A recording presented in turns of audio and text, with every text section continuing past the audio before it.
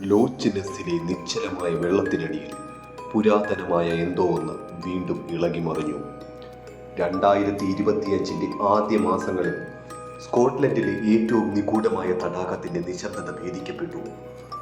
ഒരു ശബ്ദത്താലായിരുന്നില്ല, മറിച്ച് ഒരു നിഴലിനാൽ. ലോച്ച് നെസ്സിന്റെ തീരത്ത് നടക്കുകയായിരുന്ന ഒരു വിനോദസഞ്ചാരി ഒരു ഫോട്ടോ എടുക്കാൻ നിന്നു.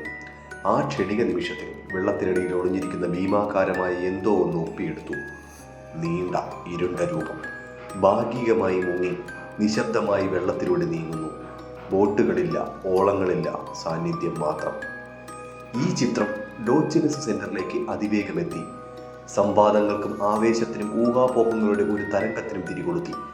നൂറ്റാണ്ടുകളായി പ്രദേശവാസികൾ അടക്കം പറയുന്ന നഷ്ടപ്പെട്ട ജീവിയാണോ ഇത്, അതോ ഹൈലൻഡ്സിലെ തണുത്ത വഞ്ചനാപരമായ ജലത്തിൽ നിന്നുള്ള മറ്റൊരു വിദ്യാബോധമോ? 1930-കൾ മുതൽ ലോച്ച് നെസ് മോൺസ്റ്ററിനെ കുറിച്ചുള്ള അഥവാ നെസ്സിയെക്കുറിച്ചുള്ള കാഴ്ചകൾ ലോകത്തെ ആകർഷിക്കുകയും വിഭജിക്കുകയും ചെയ്തിട്ടുണ്ട്. ചിലർ ഇതിനെ വംശനാശത്തെ അതിജീവിച്ച ഒരു പ്ലസിയോസോറസ് ആണെന്ന് പറയുന്നു. മറ്റു ചിലർ കഥകളാലും നിഴലുകളാലും ജീവനോടെ ചിലർ ഇതിനെ വംശനാശത്തെ അതിജീവിച്ച ഒരു പ്ലസിയോസോറസ് ആണെന്ന് പറയുന്നു. മറ്റു ചിലർ കഥകളാലും നിഴലുകളാലും ജീവനോടെ നിലനിൽക്കുന്ന ഒരു കെട്ടുകഥയാണെന്നും.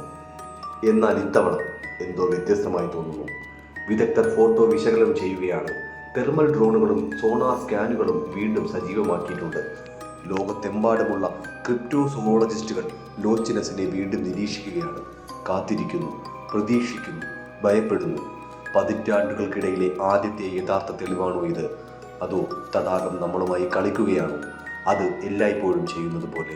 സത്യം എന്താണെങ്കിലും ആ രാക്ഷസൻ തിരിച്ചെത്തി. ശരീരത്തിലല്ലെങ്കിൽ നിഗൂഢതയിലെങ്കിലും. ഒരിക്കൽ കൂടി ലോച്ച് നെസ് ഉണർന്നിരിക്കുന്നു.